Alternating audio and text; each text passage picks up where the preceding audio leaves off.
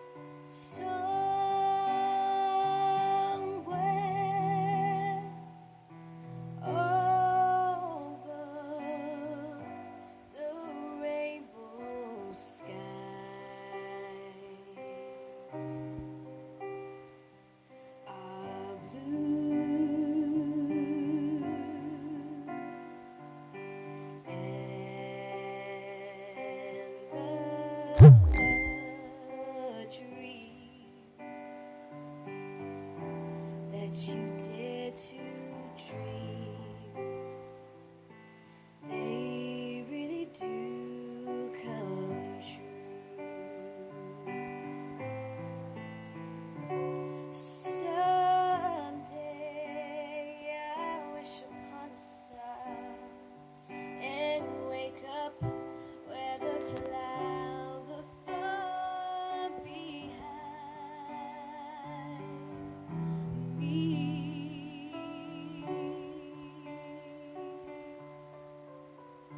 Where troubles melt like lemon drops away above the chimney tops. That's where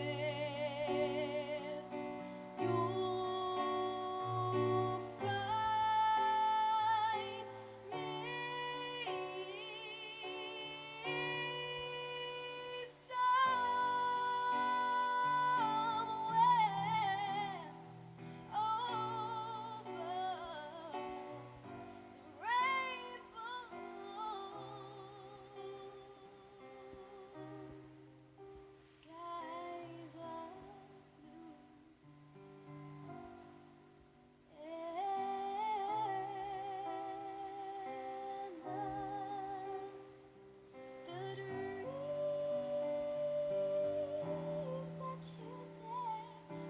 Dream,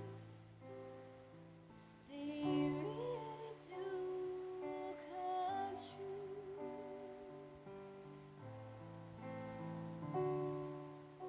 If happy little bluebirds fly beyond the rainbow, why, oh why can't I?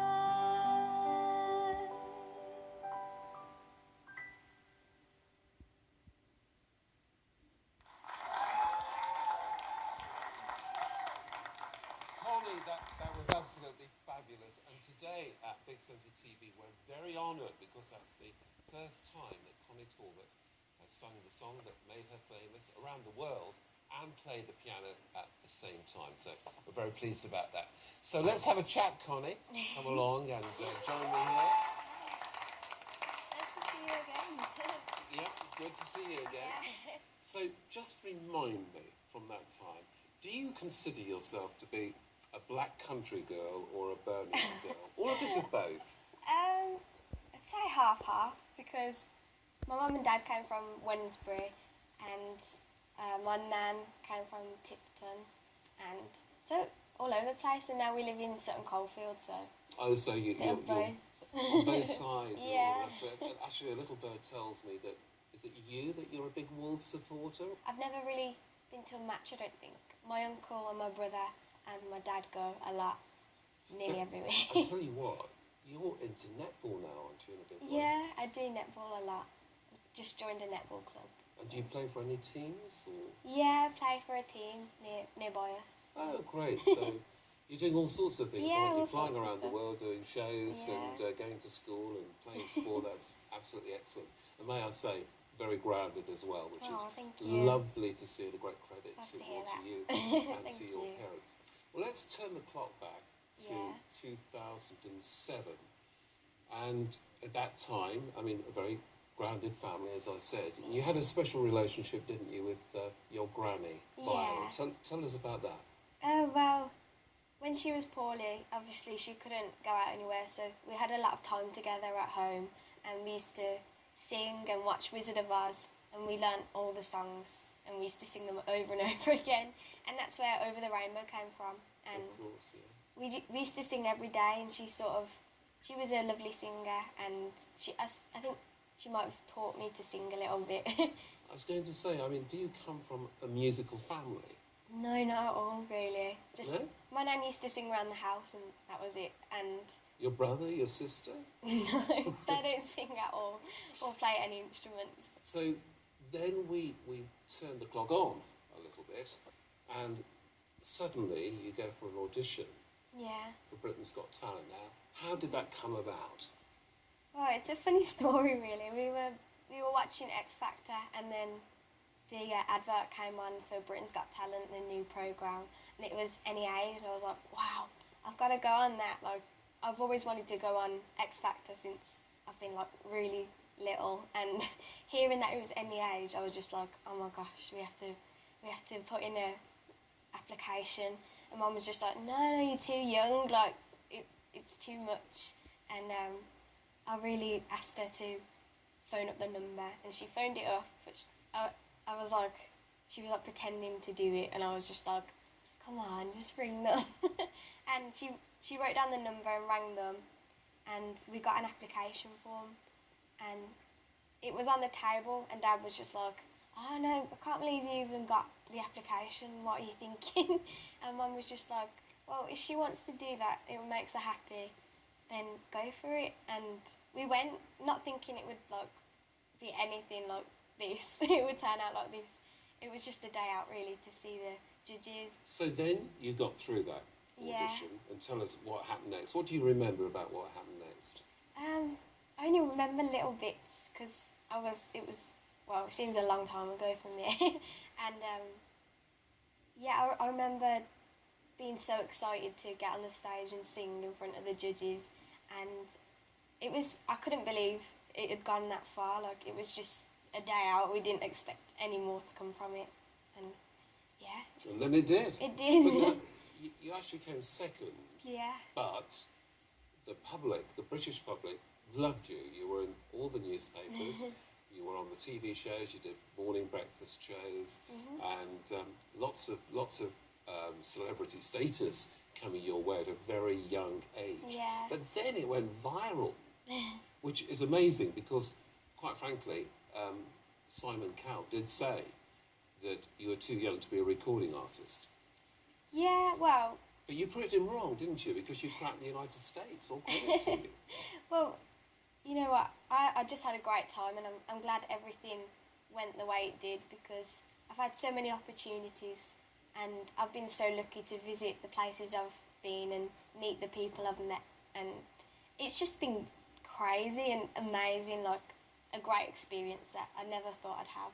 So you've been on, let me get my facts right, you've been on the Oprah Winfrey Show before she retired, Yeah. Ellen, which is the big daytime chat show in the United States, and then you were in a 1 hour, you're the youngest artist to have their own 1 hour television special. Yeah. I mean, how did this affect you? It didn't really affect me a lot. It was a dream that I was living, and it was amazing. Like, I never thought it would ever be like that, and I was just enjoying every minute of it.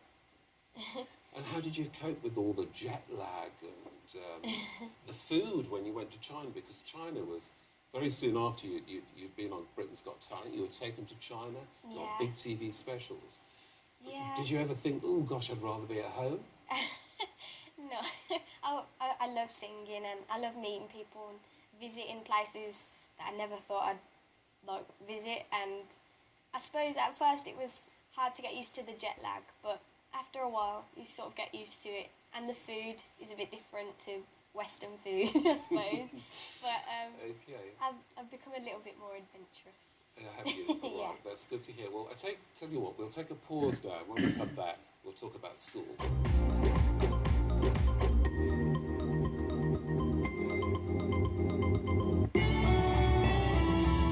Welcome back. We're talking to Connie Talbot from Sutton Coldfield, who's an international star, well known and loved in many parts of the world.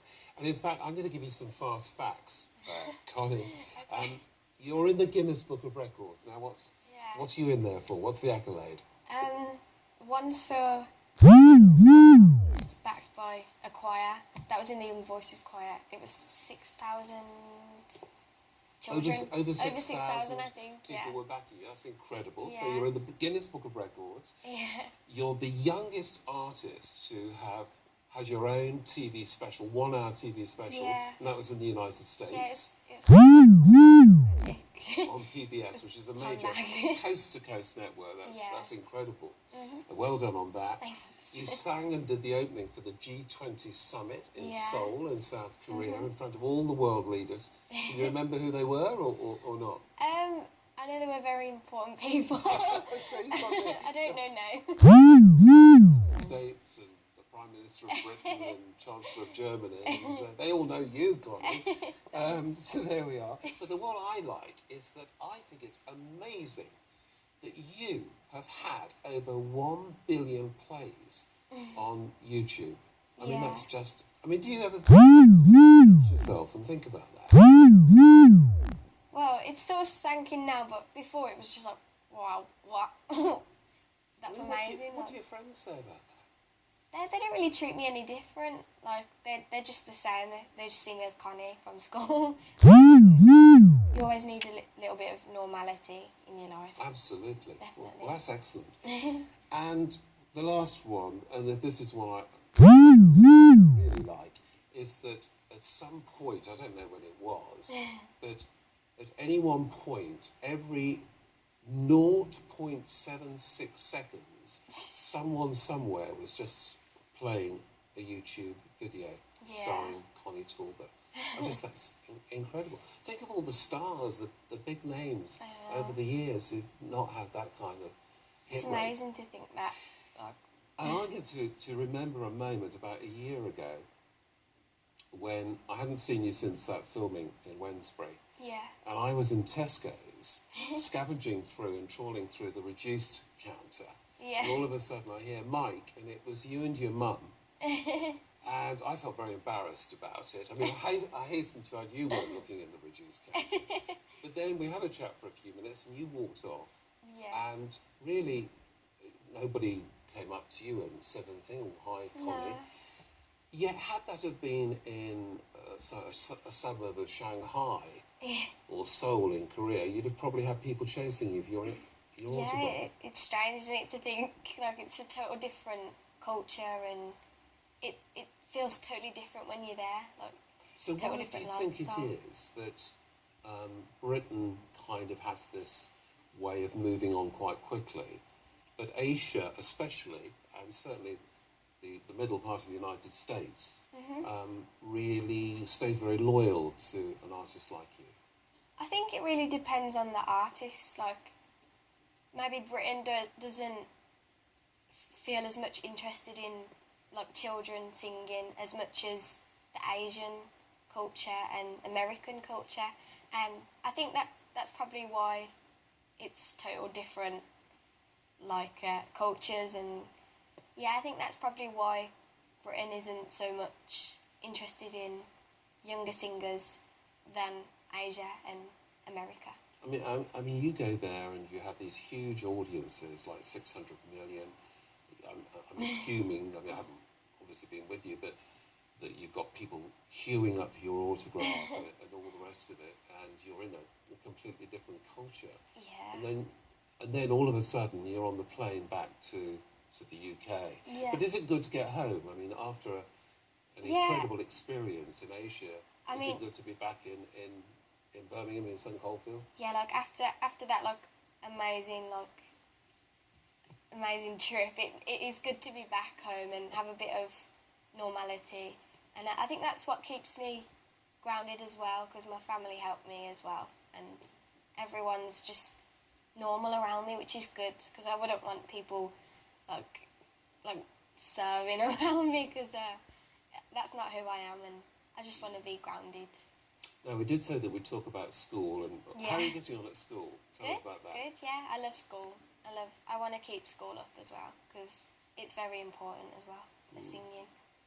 So you've said that everyone treats you very normally, you're just one of the chums at school, but in fact, when you first became a celebrity around the world, was it a bit awkward then? A bit like, for example, I read that when Prince William went to university, they didn't quite know how to deal with it. Well, I'm no Prince William, but I suppose at first everyone was like rooting for me when I was on the show, and it was quite an exciting time at school. And then it settled down, and I was normal anyway, but I'm just a normal student, and I fitted in with everyone, and my friends treat me the same, and it was great to just be a normal pupil. And I get the feeling that you don't spend hours and hours and hours practicing and all the rest of it. You play your netball, as you said earlier, and you play all sorts of different sports, and you get involved. So it's really a very balanced life that you lead. Yeah, definitely. It's not like pressured. It's definitely a balanced. Like I do different stuff as well, like drawing and netball and loads of stuff at school, as well as singing and playing instruments as well. And you've been, and then of course you've got your trips to China. I know you still go to China a lot. You've been to many other countries. Yeah. Around Europe and other parts of Asia, including Germany, where you met somebody rather special, didn't you? Yeah, Mr. George Clooney. Oh, Mr. George Clooney. Did you get his autograph? No, I got a photograph with him, and the photograph is me looking up, and Dad's just like, "Oh my gosh, it's George Clooney."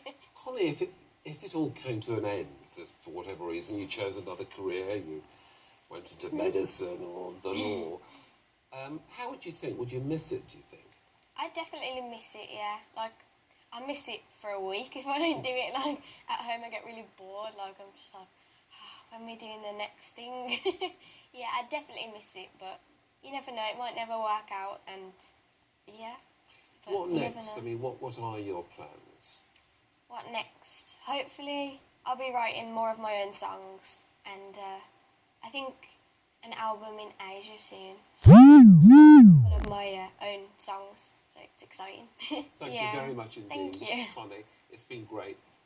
Off you go now, because you're going to play us out with a song that Connie has written herself. Another first. This is the first time it's been on television, and it's called "I'm Here for You." Connie Talbot. You made mistakes, covered up the traces, listened to the radio, thought of him, put it on your page to write a song. I know it's been a while, and I've took my time, but I've come to my senses. I know you down at times, you don't need to lie, but I'm coming around.